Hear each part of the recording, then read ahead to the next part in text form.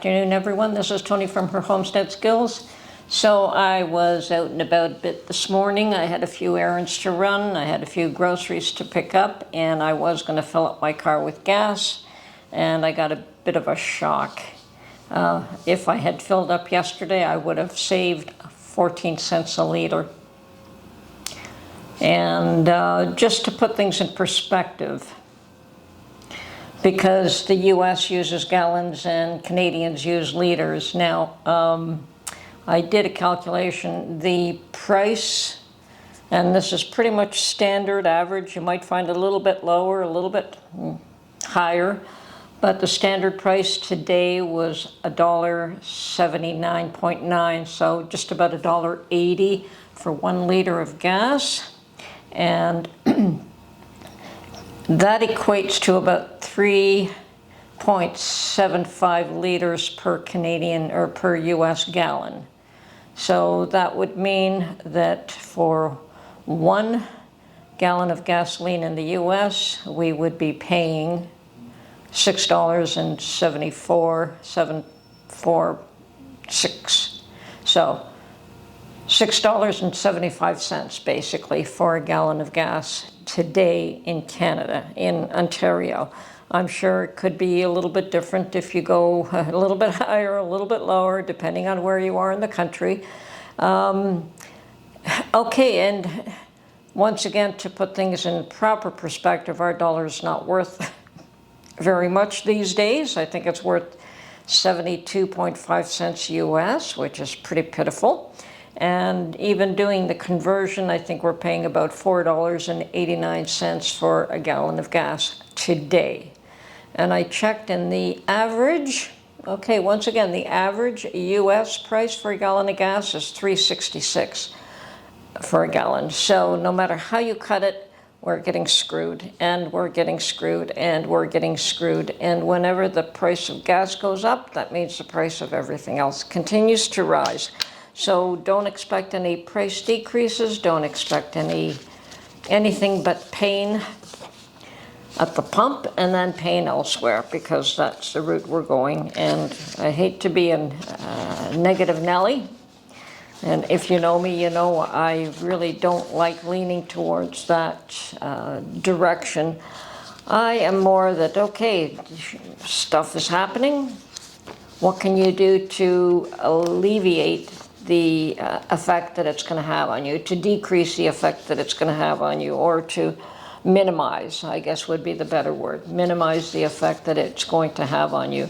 And yes, the way you buy food, the type of food you buy, the type of meals you plan, all makes a difference. But there's only so much people can cut back before life becomes really miserable too. So I don't really say that people should always cut back. I think you should always give yourself a treat here and there. But on the whole, I think that we have to tighten and tighten and tighten, and we have to survive this. I don't know where the future is going to take us, but it doesn't look pretty. They try to give you hope here that interest rates are going to go down sometime in June. I'm not so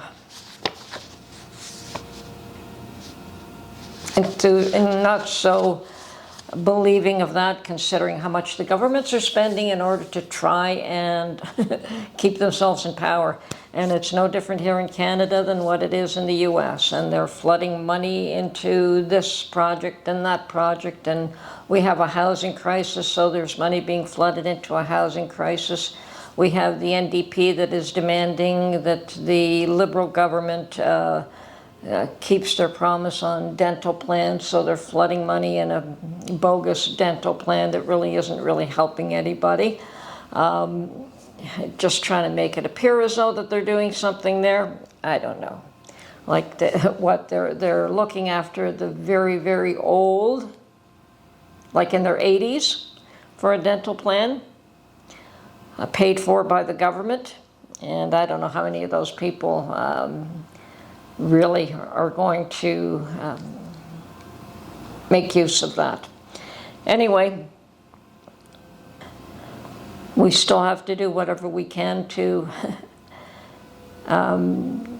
keep our costs down. And I'm not saying drive less or buy less. There's only so much you can do less, but I don't know. When are we going to say that enough pain and it's time for you to stop? And I think the population will get to the point where they will revolt. And I'm not suggesting that we revolt.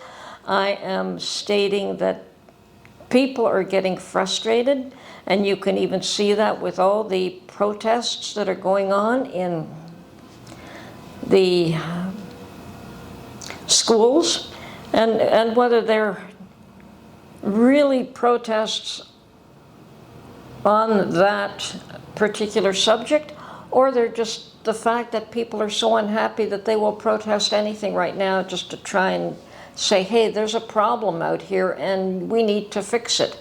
Young people are not happy. Older people are struggling to keep food on the table. Food banks are struggling to look after people that can no longer afford to buy food. Housing has become critical here in Canada. It's absolutely ridiculous. And although the government has claimed that they are going to throw tons of money into housing, that takes years to alleviate that problem. It doesn't get fixed overnight. And certainly they don't put up little tiny mobile homes here because the weather could not withstand it. So I know that mobile homes are fairly common in the US and they're probably quick to put up, but you don't see mobile homes in Ontario. So you see what they call townhouses or stacked houses, where they build them all tied together, and then of course you don't have any space between you and your neighbor, and that causes other issues. So I don't know what the end result of this is going to be, but it's not going to be great. We're starting to see a lot of tent encampments and street people living in the streets, and okay, they can do that for the summer. They're going to struggle again come the winter time, but for the next few months, I think that they can survive that. So live in a tent in the streets and go to the food banks to get your food, I guess you can survive, but it's not the way to live. So, folks, I keep saying, do what you can to look after you and yours. And if you can lend a hand to someone else, awesome. And if you can't, well, look after you and yours. That's the best I can offer. Anyway, this is Tony from her Homestead Skills. Watch out for those gas prices. I did not fill up today. I'm hoping the price will drop tomorrow. We'll see what happens. Anyway, talk to you soon. Bye for now.